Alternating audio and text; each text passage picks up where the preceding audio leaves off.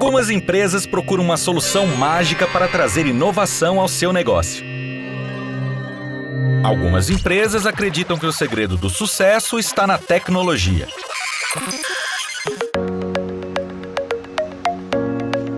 Mas as empresas mais competitivas e modernas sabem que o melhor investimento são os jovens talentos.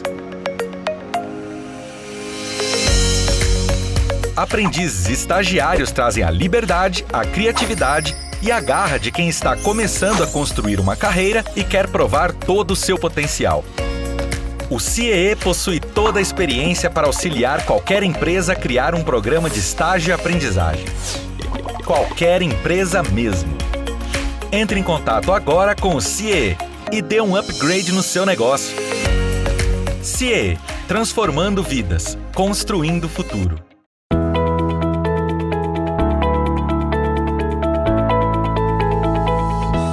Olá, eu sou Adalberto Piotto e seja bem-vindo ao Pensando o Brasil aqui pela TV CIE. A minha convidada hoje, especialíssima, é Maria Paula Gonçalves da Silva. Medic Paula, se você preferir, ou para os mais íntimos, apenas Paula. Paula, querida, seja bem-vinda a Pensar o Brasil. Obrigada, Piotto, é um prazer estar com você, e estar com todos do CIE que vão ter esse privilégio, né, de ter você, essa cabeça maravilhosa. Somos amigos já de longa data, um pouco distantes, mas sempre houve uma empatia, uma sinergia entre a gente. Estou aqui à disposição para a gente conversar essa meia hora. Um privilégio, Paula. Aliás, eu preciso aqui fazer, para quem conhece pouco a Paula, o que deveria ser impossível para você, mas vamos lá. Paula foi campeã mundial na Austrália com basquete feminino em 94. Prata nas Olimpíadas e de 96 em Atlanta. Ela tinha ganhado antes um Pan-Americano, aliás, que tem uma cena fantástica do Fidel Castro conversando com ela em Hortência ali, em Havana em 91, né, Paula? Se não me engano, foi 91, 91, né? Paula faz parte do Hall da Fama do Basquete Feminino em Knoxville, nos Estados Unidos, da Federação Internacional de Basquete no mundo em Genebra, ou seja, do Hall da Fama, ou seja, como uma das maiores jogadoras de basquete do mundo. Esteve no basquete por 28 anos, hoje é gestora esportiva, empreendedora social, faz uma série de atividades, aliás, ela tem o Instituto Passe de Mágica também. Eu preciso contar que, Paula, eu era moleque lá em Rio das Pedras e assisti os jogos de basquete do BCN no Unimep. Aliás, que eu vou falar disso. Né? Faz um pouquinho, né? No Valdemar Vlatikauskas, que é o ginásio de esportes do lado do campo do 15 Piracicaba, e quando ela tinha aquela rivalidade nas quadras entre ela e Hortência, quando Paula arremessava, eu soprava a favor para cair a cesta, e quando Hortência arremessava, eu soprava contra. Eu acho que não fazia efeito nenhum, mas eu achava que eu estava ajudando ali. Aliás, Paula, me conta uma coisa, eu vou entrar nesse assunto porque me chama a atenção. Aquela parceria que fez o BCN e o Unimep, aliás, a Universidade Metodista Piracicaba é uma mater da Paula, foi lá que ela fez a primeira universidade, e a minha também como jornalista. Então, nós temos, inclusive, essa semelhança, o que me dá enorme prazer. Mas aquela parceria de esporte universitário pesado, sobretudo no basquete, a gente viu com êxito lá, mas isso não se reproduziu ao longo do tempo, né, Paula? Piotto, foi um projeto inovador, né, que me trouxe a Piracicaba e a minha família toda. Foi em 1980, a Unimep resolveu replicar o modelo americano, né, do esporte, estar junto com a universidade, e montaram uma equipe de basquete feminino muito forte na época, e foi, eu acho que uma das atrações, né, que fez com que brilhasse meus olhos, de poder vir para um lugar onde o esporte não se desconectasse da escola, que isso é muito comum no Brasil. Os atletas que se destacam, a primeira coisa que faz é largar o estudo, né? E a gente corre totalmente na contramão do mundo, nos países desenvolvidos, os países que são potência olímpica, na verdade, tem essa relação do esporte com a escola, com a universidade, de maneira muito forte.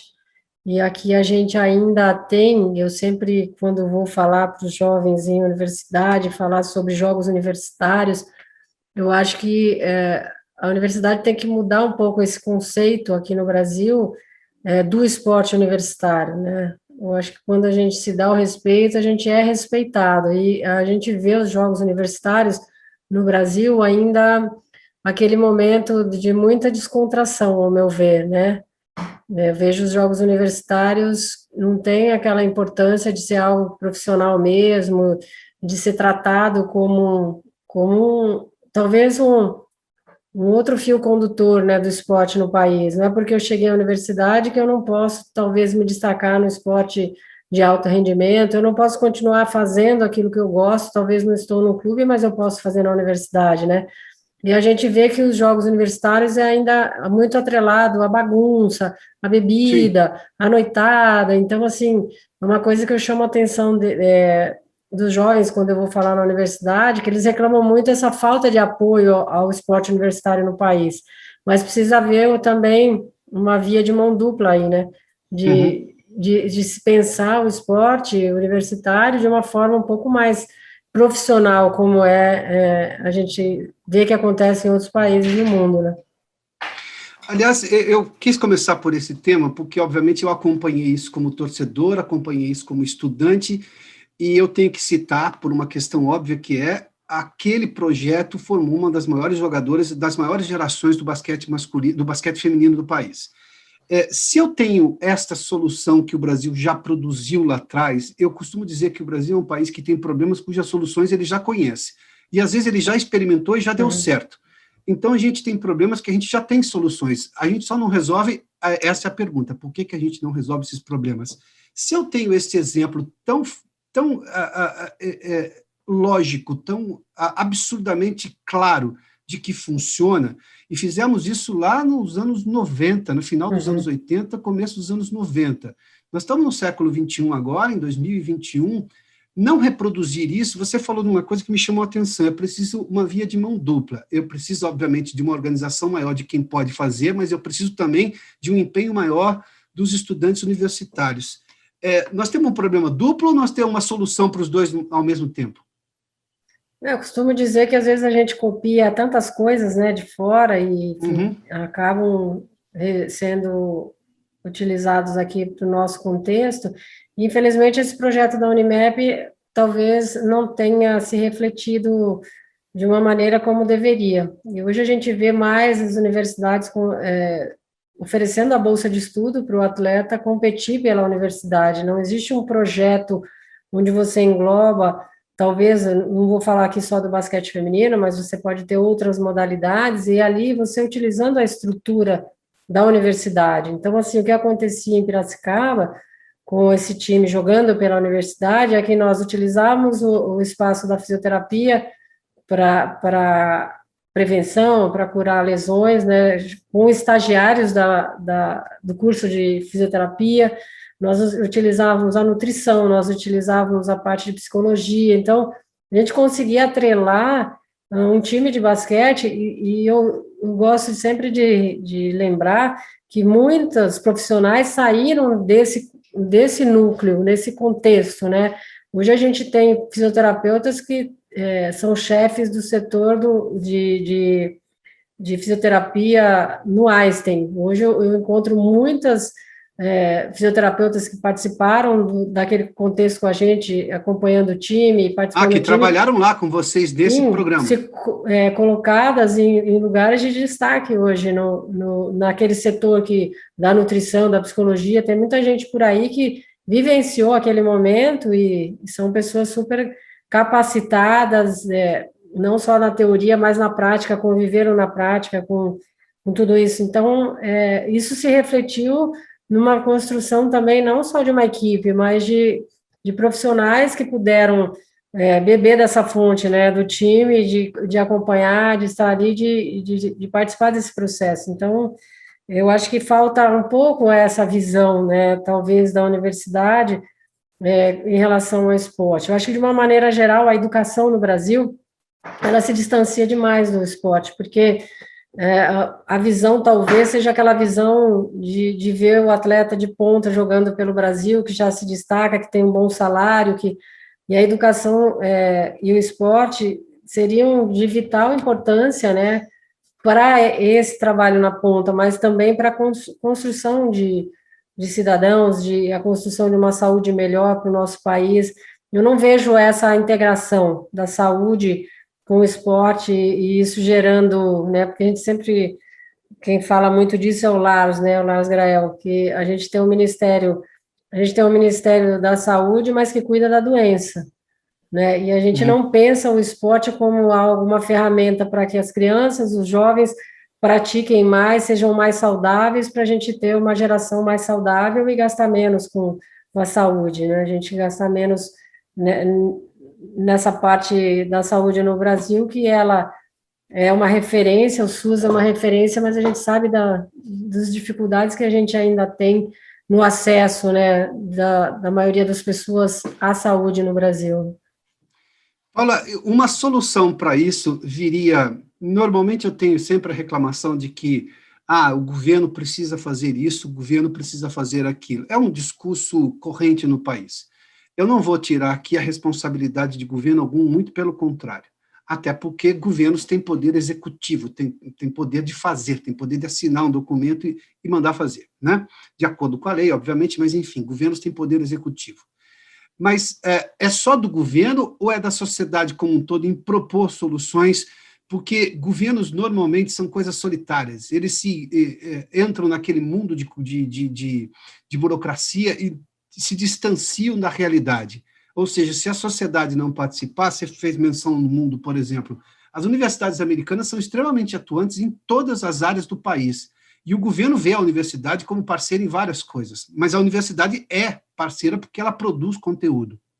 De onde vem esse começo de solução para esse problema, para a gente não ficar só esperando a Olimpíada, e quando vem a Olimpíada, aí o Brasil não está entre os primeiros do quadro de medalhas, é um dos maiores países do mundo, e a gente começa a reclamar, mas acontece que no Brasil o problema é do governo, o problema é isso e aquilo, enfim, aí 4 anos depois repete-se o discurso. De onde viria a solução? Normalmente os governos, eles se tornam ilhas, né, eles ficam ilhados e não se conectam, né, não conversam. Eu tive a experiência de trabalhar quase uma década no setor público, eu vivenciei um pouco de tudo, como funciona tudo, né.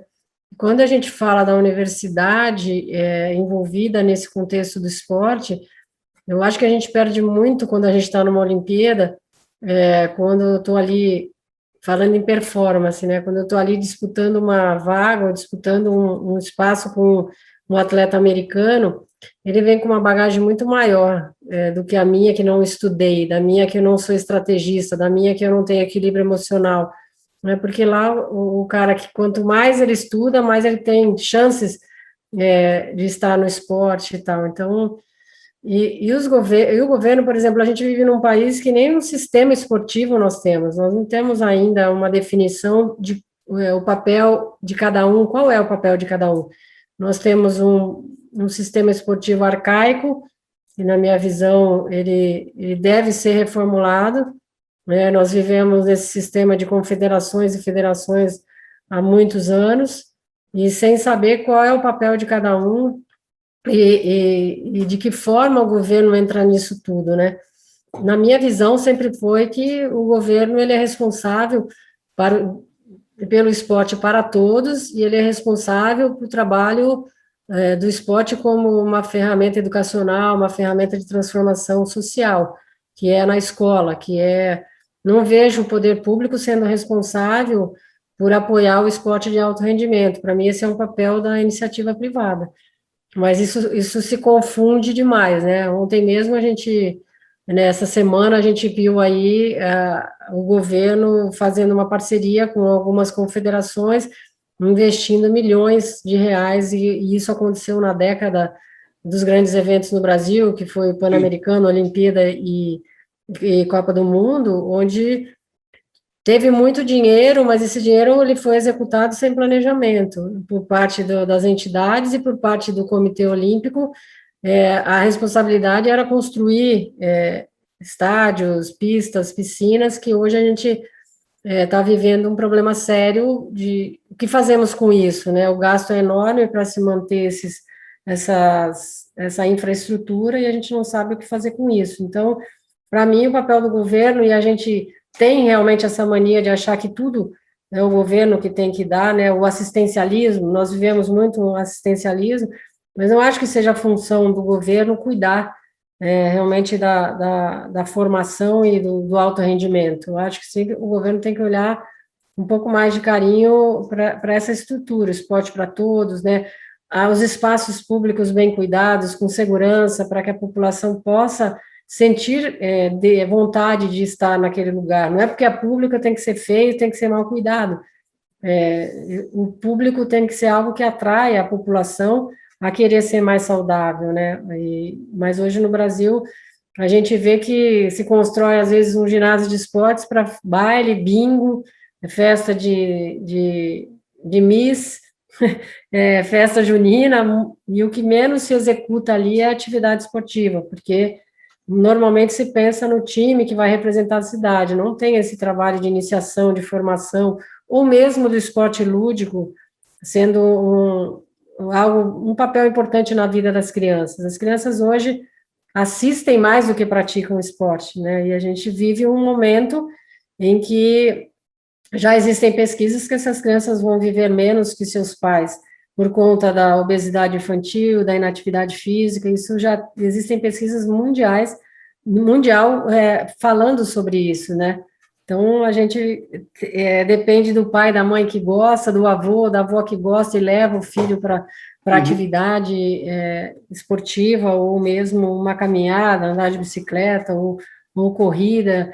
A gente sempre pensa no esporte, na verdade, mas tem várias formas de você sentir prazer fazendo uma atividade no seu dia a dia, né? Paula, mas tirando o papel, e você já explicitou de forma muito clara aí, do gestor público de educação voltada para o esporte como parte da educação, eu não tenho um problema também na formação do educador em si, porque, por exemplo, eu vou voltar de novo aos anos 80, quando eu era um menino de escola básica. Eu jogava vôlei na escola até a 7ª série, e eu via a seleção de vôlei masculina. A escola estava formando uma demanda não só para um possível jogador de voleibol, mas como alguém que gostava de assistir voleibol. Mas eu praticava na escola e via, obviamente, a geração de prata fazer o que fazia. Quando eu fui jogar basquete, eu tive aula com o Wilson Renzi, que você conhece muito bem, treinador de basquete, eu conversei com ele sobre o que tinha acontecido no Pan-Americano de Indianápolis, naquela medalha de ouro da seleção masculina, que tinha Oscar e por aí vai. Ou seja, eu tinha uma criação de demanda, mas eu tinha uma cobrança na aula de educação física, na mera aula de educação física, por não um esporte de alto rendimento, mas por eficiência, por aprender exatamente os fundamentos, por fazer bem feito aquilo. Eu não vejo isso na escola hoje. Esse educador, a aula de educação física é quase uma coisa lúdica, sim, sabe? Umas coisinhas, vamos brincar, vamos correr um pouquinho, mas não tem a formação de time para jogar contra time, ou seja, para criar esse desejo de eficiência, de preparo psicológico para ganhar do seu colega, enfim, é coisa que o esporte traz, a competição é do esporte, é da natureza do esporte. Eu não tenho problema na formação desse educador. A formação desse educador também não está equivocada? Eu vejo assim que a universidade, ela não consegue ainda fazer com que esse educador físico saia com essa completude, né? Normalmente, eu acho que a coisa tem a tendência de eu quero sair para ser nunca ser um educador físico, um professor de educação física na escola. Normalmente, na minha cabeça, quando eu entro para fazer a educação física, é para eu estar numa academia, ser um personal, estar numa recreação no hotel, num navio, justamente porque a valorização desse profissional ao longo do tempo, ela foi inexistente, né? Esse conceito da importância desse profissional, desse educador físico, foi caindo muito no conceito, principalmente da escola, da educação. E a educação, ela vem com aquela visão um pouco marginalizada, como nós tínhamos antes do skate, né? O cara que vai lá pratica skate é um maconheiro, é o cara que gosta de droga e tal. O skate hoje é um esporte olímpico, é um esporte que atrai inúmeros meninos e meninas para a prática, e tem um conceito mais do saudável, do esporte de competição, né?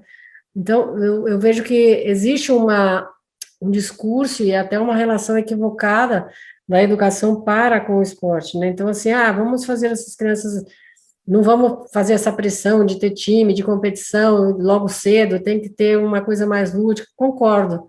Eu acho que a gente tem matado muitos talentos por essa pressão precoce, né? Por essa profissionalização precoce que parte muitas vezes dos pais, né? Olha lá o cara jogando e falar, meu filho vai ser igual a ele. E aí se inverte um pouco esse papel de quando isso deve acontecer na vida da criança, não aos 10, 12 anos. Ele tem que ter essa chance de conhecer um pouco mais o que é o esporte de maneira lúdica, como brincadeira, mas que constrói a pessoas, né? Eu sou prova viva do quanto o esporte foi importante na minha construção de disciplina, de regras, de limites, de sonhos, de ganhar e perder. Isso tudo faz parte da vida pós minha carreira, né? Então, eu vejo assim que a educação, eu tenho até uma historinha que eu brinco, que nós mesmos matamos a educação física na escola, por conta dessa, você não sabe, senta na arquibancada, você que sabe, vem aqui, você vai fazer parte do timinho da escola e a gente vai competir com você. E você que não tem talento, senta lá, e você não tem mesmo talento, não precisa fazer aula de educação física. Eu acho que esse conceito foi matando a educação física na escola. E eu brinco que esses que foram para a arquibancada viraram diretores de escola e não querem mais que tenha educação física como tinha na nossa época, né? Porque eu entendo que nós precisamos passar por conhecer regras, conhecer as modalidades, pode ser brincando, mas você pode fazer de um jeito... e as gerações vão mudando, elas não querem mais aquela aula de educação física que tinha 30, 40, 20 anos atrás. A gente tem que também evoluir com essa geração, né? Qual é a demanda deles nesse contexto, né? Então, eu acho que tem que ter uma readequação, uma readaptação aí dessa integração entre esporte, saúde, educação, e eu acho que o esporte ele é tão importante como a química, física, matemática, biologia, nesse núcleo da educação, né? A gente exclui demais algo que estamos perdendo tempo, na verdade. Esporte melhora a percepção de país, de coletivo, de compromisso coletivo, Paula, é incrível. De autoestima, né, de pertencimento, né, eu pertenço ao meu timinho lá do bairro, da minha escola, né, aquela coisa que a gente vai perdendo, está perdendo ao longo do tempo, né, até de ver um time brasileiro jogando, a gente está perdendo essa coisa é meu país, né, da gente ter essa valorização. Por não se envolver, né? Você perde a noção de envolvimento com aquilo. Vamos falar um pouquinho de Olimpíada, aliás, que foi adiada do ano passado por razões óbvias, levando-se em conta a pandemia, para este ano. Ainda está sendo questionada, eu estou falando da Olimpíada de Tóquio, você está na Confederação Brasileira de Basquetebol. Paula, como é que um atleta vive com tantas incertezas assim, num momento de preparação para um esporte de alto rendimento, ou seja, televisionado para o mundo inteiro, com uma cobertura ainda maior, porque a internet está mais poderosa ainda, então você vai ter uma cobertura de redes sociais, inclusive, e o atleta que está preparando tem, obviamente, limitações por causa da pandemia, não é só aqui, é no mundo inteiro, mas, enfim, você acha que, primeiramente, a gente vai ter condições de ter uma Olimpíada nessas circunstâncias com a pandemia? Deveria ser adiada novamente, levando-se em conta, claro, o ponto de vista do atleta, mas da organização de um evento tão importante como os Jogos Olímpicos? Eu estou convivendo mais de perto agora, né, como do lado de fora, né, a seleção brasileira feminina está se preparando para uma Copa América agora em junho, e as meninas estão treinando, concentradas numa cidade do interior de São Paulo, que é Salto, e eu, como na parte de gestão agora, eu estou convivendo um momento que eu jamais vivi como atleta, né, como isso afeta a performance, afeta a parte emocional, né, a insegurança desses atletas, porque eu não estou bem preparado, como que eu vou competir bem, né? Eu não estou bem preparado porque eu não posso fazer coisas que eu fazia antes da pandemia, né? Eu não estou preparado porque as competições estão sendo canceladas. Então, assim, isso afeta muito, fora que você tem todo um protocolo que você compromete o time, né? A gente tem aí do dia 23 até a metade do mês de junho, quando a equipe começa a jogar em Porto Rico, essa Copa América, são cinco sessões de exames de Covid, né, do PCR e tal, tem que estar dentro de um protocolo da Federação Internacional. Então, assim, um exame positivo que dê numa jogadora desestrutura toda a equipe, porque todo mundo pode ter contaminado, a menina pode ficar fora da competição, ou mesmo alguém da comissão técnica. Então, é sempre estar acima, não a saúde, não a qualidade, né, de vida dos atletas que fazem o espetáculo, é sempre o que se gastou, né, até agora para a realização disso, o que vai ser investido, ou o que podemos ganhar com a realização da competição. Então, é algo bem complicado, uma decisão de se manter ou de realizar a Olimpíada de Tóquio. A gente está vendo numa proporção menor de uma Copa América, que essas meninas vão participar, e é uma tensão diária, porque a cada exame de PCR, a gente não sabe se a equipe vai estar completa, vai perder uma jogadora principal, jogadora, ou a equipe toda tenha o risco de estar contaminada, apesar da gente estar numa bolha. Mas você está dentro de um hotel, quem vem trabalhar no hotel mede a temperatura, mas isso não basta, né? Então, como é que isso transmite? É uma loucura. Então, eu vejo que nesse momento existe uma resistência enorme dos japoneses para a realização da Olimpíada no país, mas existe um compromisso com o mundo, existe um investimento que o país teve para realizar, né? Patrocinadores envolvidos. E a gente vê, eu vejo jogos, eu gosto de tênis, né? O tênis já está voltando um pouco. Você vê jogos vazios, né? Você vê NBA vazia, NBB, LBF, tudo que está acontecendo. E é muito chato. A gente sempre treinou muito para aquela rivalidade, para aquela competição, né? Para a torcida. Isso é uma motivação para o atleta. Agora você jogar para você mesmo ou para a televisão é algo bem complicado, né? Eu sou sempre da saúde. Eu acho que se todos os atletas não tiverem saúde, não tem esporte, não tem Sim, competição, claro. né? E essa exposição, às vezes, não se reflete, não existe uma percepção que a gente tem que estar com todo mundo saudável, e a forma como essa doença é letal, para mim não é para você e é para o outro, né? É algo que não dá para a gente experimentar. Não. Como é que isso vai se portar comigo, né? Então, eu entendo que está em jogo aí mais o pensamento econômico do que a saúde e a vida desses atletas, né? A qualidade de vida dos atletas. Saúde é importante para todo mundo, mas no caso do atleta, ele precisa ter saúde excelente para depois criar um desempenho esportivo de alto nível. Ou seja, é um segundo passo, mas que não é dado sem o primeiro passo. E outra, independentemente de sintomas, se ele testar positivo, ele já está fora. Está fora a estruturação tática do time e foi para o beleléu. A gente está vendo, por exemplo, assim, eu fazer um teste que eu não jogo, não sou atleta, e quem é que está prestes a ir para uma competição. Se der positivo para mim, eu vou ficar 2 semanas na minha casa, beleza, agora, para um atleta, você acaba, às vezes, com todo um trabalho de um período de 4 anos, de uma década. Por exemplo, a gente está indo para essa Copa América, que é classificatório para o Mundial, que acontece o ano que vem na Austrália. Sim. É possível, por conta disso tudo, a equipe ficar fora do Mundial. Se eu perco 2 jogadoras ou a equipe inteira se contamina, você perde os mundiais no basquete feminino são de 4 em 4 anos, ou seja, só lá em 2026 que eu vou poder jogar um outro mundial. Quer dizer, uma geração de jogadoras preparadas e com muita chance de ganhar um título pode não participar por um percalço da Covid neste ano, que compromete o ano que vem. É isso, o Mundial do ano que vem. A participação no Mundial do ano que vem. Por exemplo, nós tínhamos o Sul-Americano, agora em maio, ele foi cancelado, mas ele iria acontecer, ia ser na Colômbia, mas o Brasil não iria disputar, porque nós não podemos, como brasileiros, entrar na Colômbia. Então, fechou que o Brasil não participaria, mas pelo ranking ele estaria classificado já para a Copa América.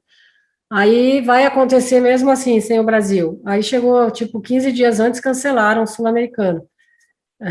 Os 4 melhores no ranking vão para a Copa América. Então, assim, é é uma incerteza, é uma insegurança, né?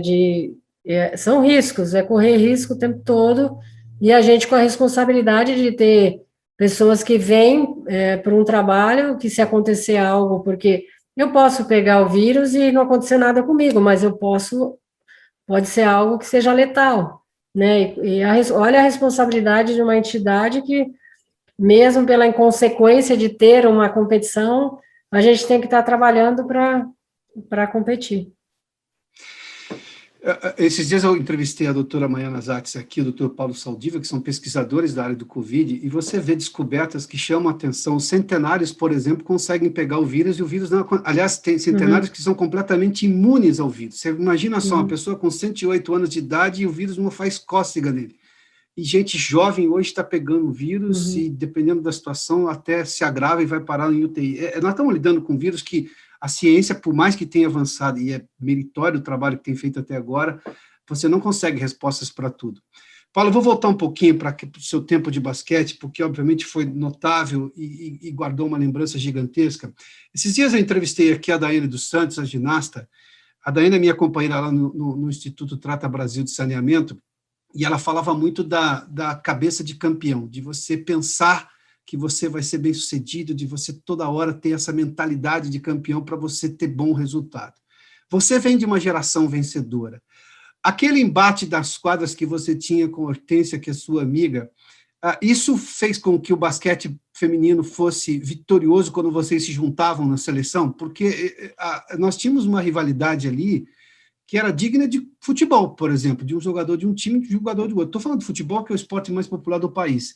E o basquete feminino conseguiu reproduzir isso como talvez a gente não imagine que vai acontecer novamente. E as duas cresceram, e as duas eram titulares da seleção e foram campeãs e medalhista olímpica e por aí vai. Aquela rivalidade mudou muito a história do basquete. Se não houvesse aquela rivalidade, você acha que nós teríamos um desfecho diferente? Eu acho que tivemos sorte de nós duas nascermos na mesma geração e termos descoberto... Eu também tive sorte por vê-las jogar, viu? E ter descoberto que essa rivalidade ela poderia ser um impulso, uma motivação individual para cada uma de nós, né? Cada uma no seu clube, querendo, apesar de ser um esporte coletivo, a mídia tratava muito como algo individual, como um jogo de tênis, né? O time da Paula, o time da Hortência.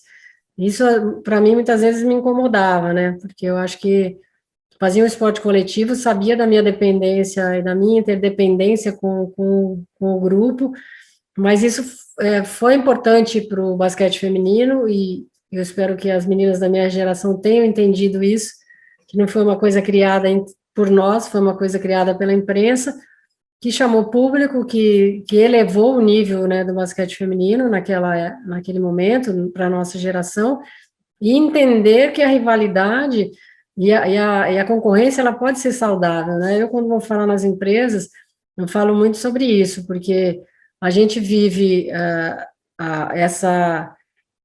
vou falar assim, essa mistura de perfis na nossa casa, né, com a nossa família, a gente vive essa mistura de perfis no seu trabalho, ou seja, um time esportivo, ou seja, numa empresa, e eu, assim, quem sabe, quem acompanhou, quem conhece, quem vê hoje, vê que somos duas pessoas diferentes, né, na postura, na filosofia de vida, no jeito de falar, de se comportar, só que, assim, a gente, há tempo, entendeu que nós duas juntas éramos muito mais fortes. Eu acho que enquanto a gente ficou trazendo essa rivalidade caseira, que eram entre os clubes, que a imprensa fazia para dentro da seleção, não colaborava muito para a nossa performance. Nós ficamos 15 anos para ganhar o primeiro campeonato, que foi o Pan-Americano em Cuba, nas barbas de Fidel Castro, e todo mundo vê aquele título, mas não vê que foi uma renovação. Eu cheguei na seleção brasileira com 14 anos, na seleção brasileira adulta, Hortência com 17, e nós não fomos preparadas para, olha, legal, essa rivalidade é o máximo, lota ginásios, a mídia apoia demais. Nós fomos mulheres que a gente inovou, que a gente transgrediu muita coisa nos anos 80, 90, né? essa coisa do empoderamento da mulher, a gente já tinha lá atrás sem forçar Há muito a muito barra, tempo, né? Sem seguramente. forçação de barra. Então, assim, quando a gente passou a entender que essa rivalidade, ela era saudável para o crescimento individual nosso, meu e dela, mas só que chegando na seleção nós tínhamos que tirar as nossas camisetas dos clubes, vestir a camisa do Brasil, e ali nós vivíamos uma coisa só, né, que era dizer para o mundo que a nossa geração era boa, não bastava dizer só aqui caseiramente, né, internamente, que o brasileiro tem essa mania, né, é o melhor do mundo em tudo, né, e a gente não bastava ser o melhor do mundo caseiramente, né, assim, no Brasil, a gente tinha que ser melhor do mundo mesmo no cenário do basquete feminino mundial. Então, acho que isso, a partir do momento que a gente descobre que poderia ser algo positivo e respeitando sempre o perfil de cada um, né, porque essa mescla de perfil é muito importante dentro de um trabalho de grupo, e a afinidade a gente não vai ter com todos, mas eu não preciso ter afinidade com o outro, eu preciso respeitar o outro, eu preciso entender que o trabalho dele é importante para o trabalho da minha equipe, da minha empresa, para a minha empresa crescer, e cada um no seu melhor, né, no que sabe fazer de melhor, né. Então, assim, se eu era o cérebro, se eu era quem dava assistência, que eu passava, e ela era a matadora, cada uma tinha a sua função ali, o seu papel, a outra de pegar o rebote, a outra de ser a defensora, a melhor defensora. Então, quando a gente entende que o papel de cada um, que eu acho que os títulos começaram a, a, a ficar mais claro, né, na nossa cabeça, a nossa performance internacional mudou. Então, é isso, eu acho que a gente sempre tem que olhar, se colocar no lugar do outro. Eu não sou o outro. Eu sempre falo que a gente começa, às vezes, a namorar e se apaixona pela outra pessoa pela diferença, talvez, pelo que ela é. Aí, na convivência, você quer que ela seja igual a você. Bom, aí não é legal, né? Não. Porque eu me apaixonei porque você é diferente de mim, né? Então, assim, eu acho que são nas relações, isso sempre acontece assim, né? A gente querer que o outro pense, seja como você e haja como você, né? E não é assim. Então, quando a gente entende o papel do grupo, né, desse trabalho coletivo, fica tudo muito mais fácil. Eu acho que foi isso que aconteceu. Olha, você sabe que quando eu comecei no jornalismo, eu lidava com jornalistas muito mais antigos, e eles diziam assim, eu vi o Pelé jogar. Bom, eu posso dizer hoje, aos 49 anos, que eu vi Paula jogar. E, de novo, vou dizer, eu soprava a bola para a bola da Paula cair. Acho que muitas vezes ajudou, viu, Piotr? Ajudou? Poxa, se você está dizendo isso agora, eu ganhei meu dia, viu? Ganhei meu porque ano, posso dizer. Você não acredita na força do pensamento? Eu acredito eu bastante. Também acredito, viu? Porque eu soprei, mas meia dúzia do meu lado estava soprando isso, também, viu? É isso aí. Paula, brigadíssimo. Magic Paula, minha convidada Obrigada aqui no Pensando no você. Brasil. Brigadíssimo pela gentileza da entrevista e revê-la mais uma vez. É sempre um prazer. Sucesso. Sucesso a todos, se cuidem e seguimos sempre nossos sonhos e o que queremos da nossa vida, com ética, com transparência, dignidade e tudo de bom para vocês. Paula, obrigado. Obrigado mais uma vez. Tchau. Até mais.